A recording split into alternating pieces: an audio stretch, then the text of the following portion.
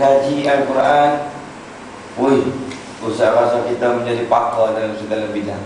Sebab apa? Dia bongkar satu persatu. Kajian sainsnya, kan, perubatannya, segala-galanya, ya, dia bongkar satu persatu kepada kita.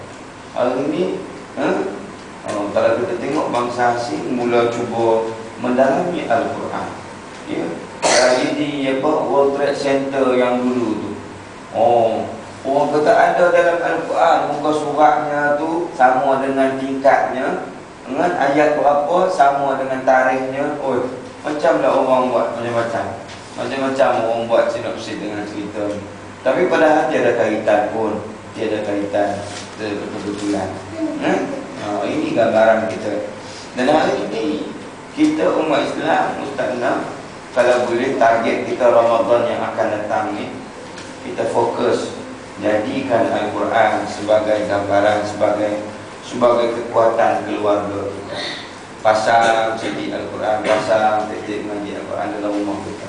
Rumah-rumah yang apa nama, yang kosong, yang kena pasang supaya kita ada aura. Rumah kita ni ada rahmat. Ramai dah kawan-kawan Ustaz yang non-Muslim sekalipun, bila nak masuk rumah baru, bila rumah tu dia duduk ada gangguan, dia telefon kita, Ustaz ni, Ameng balik. Ameng, apa cerita? Minta tolong pagar rumah saya sekejap. Pagar macam mana? Pagar dengan baca Yasin. Saya bawa lima sahabat-sahabat kita baca Yasin.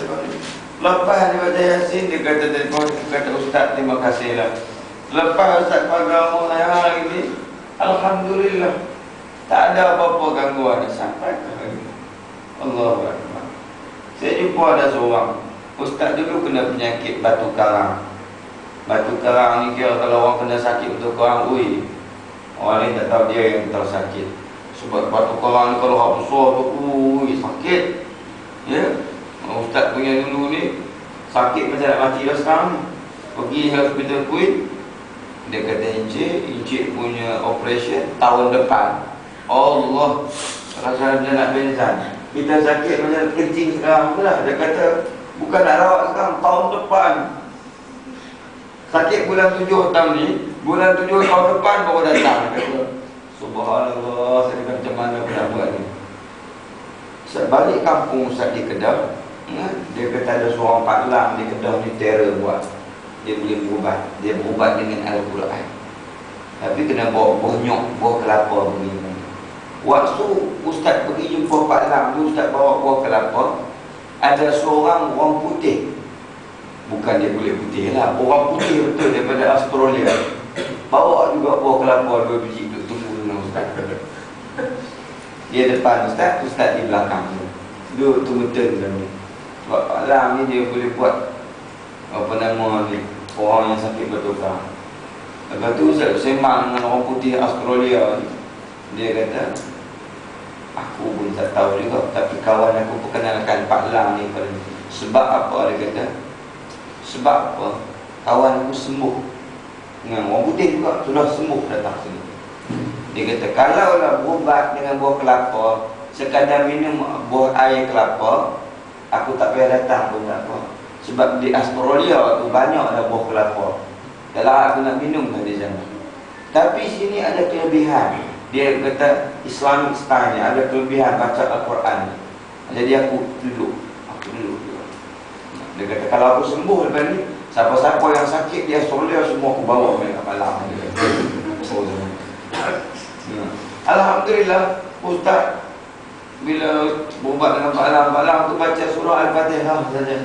Sambil pegang garpu, dia cucuk-cucuk dalam apa nama buah kelapa tu. Dia baca Al-Fatihah dia. Dia tiap dia kata niat dalam hati supaya bila kita minum ni, niat buang penyakit ini. Alhamdulillah 3 hari selepas tu keluar ni bersaya pun jari Ustaz ni. Waktu karang keluar kok Ustaz punya ni lah, horsepower. Macam nak mati. Tuhan saja yang tahu. Tapi berkat adalah ayat Al-Quran itu tadi. Ya?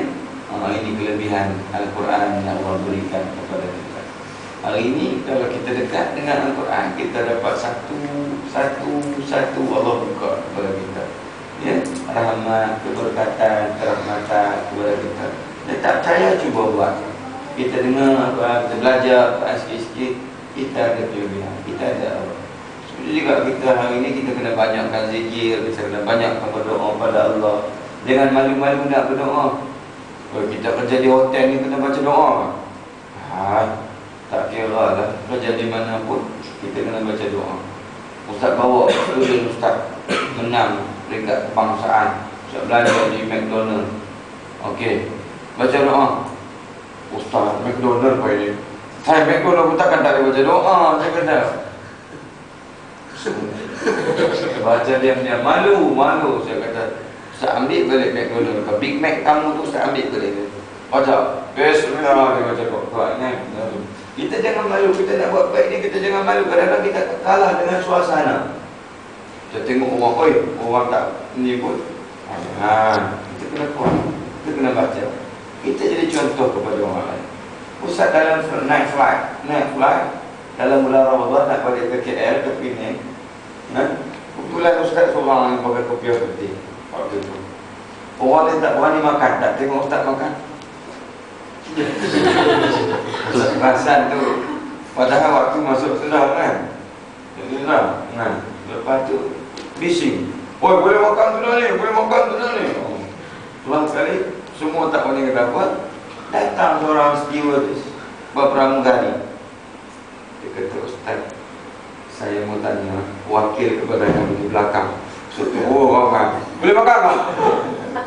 Dia kata boleh sudah. Jadi dalam flight tu Ustaz baca doa. Ingat Allahumma laka sumna. Amin. Yang masalah tak angkat. Entah lah angkat. Lepas dia makan. Alhamdulillah. Maksudnya kita boleh tunjukkan kebaikan kita baca doa. Dan orang yang bukan Muslim pun dia baca cara dia. Kan? Maksudnya selepas itu semua bukan jadi baik. Semua jadi baik, jadi seronok, jadi suasana tu lebih harmoni. Bila mana kita dekat dengan agama, kita dekat dengan Al-Quran. Ya. Dalam bulan Ramadan, ambil peluang. Kalau boleh, bukan hanya kita berpuasa, tapi kita bangun sahur. Kena bersahur, walaupun segelas air. Tasaharu fa'inna suhur al-barakah. Kena bersahur, walaupun segelas air. Minum air nano, hawa mereka kuat sikit. Ada aura sikit. Minum spirulina. Ada orang tanya, Ustaz, kalau saya minum kopi jantan boleh tak? Tak kira lah jantan ke janda ke hantelan lah. Jangan waktu siang sudah. Betul tak? Jadi minum tu tak ada masalah, boleh minum. Lepas tu ambil peluang sembahyang tarawih. Kadang kita puasa orang, tidur sepanjang hari. Dia sembahyang pun tidak. Tidur sepanjang hari, tak mau juga macam tu. Kita nak kita jadi manusia yang normal. Ni Amizan kena tegur ni kepada yang pekerja datang. Lidah keluar, masuk bilik. Yang ni masalah. Ya? Kita bukan jadi lembek tak dia buat kerja. Orang yang puasa, orang yang lagi kuat. Sebabnya kalau kita tengok ada seorang pelajar yang terbaik Malaysia. Namanya Adik Nik Nur Madih, orang Kelantan. Dia ni dapat keputusan 20A. Di Malaysia ni orang tak pernah lagi orang dapat SPM 20A. Semua subjek dia ambil ni 20 keputusan A. Silap cetak kan. Semua A. Bila ditanya kenapa, rupanya mak ada beritahu rahsianya kami ni miskin. Rahsia anak saya berjaya ni sebab kami ni miskin. Sebabnya apa? Saya pernah kata dengan Maliha, mak tak ada duit nak bagi kamu untuk wang saku pergi sekolah. Kamu pergilah tanpa wang saku. Dia kata dengan saya, mak, kebetulan hari ni Isnin, elok saya puasa sunat. Rupanya perut kosong ni, perut yang tak banyak makan ini, dia lebih mudah menerima pelajaran. Berbanding anak kita makan kenyang, Big Mac 3 tingkat. Tambah lagi dengan french fries lagi. Suruh dia baca. Baru pegang buku muak. Masuk minit kelima, baca macam ni. Minit ke-7 baring. Lagi betul. Minit ke-21 mences. Orang Jawa kata mences. Leleh lah dia masih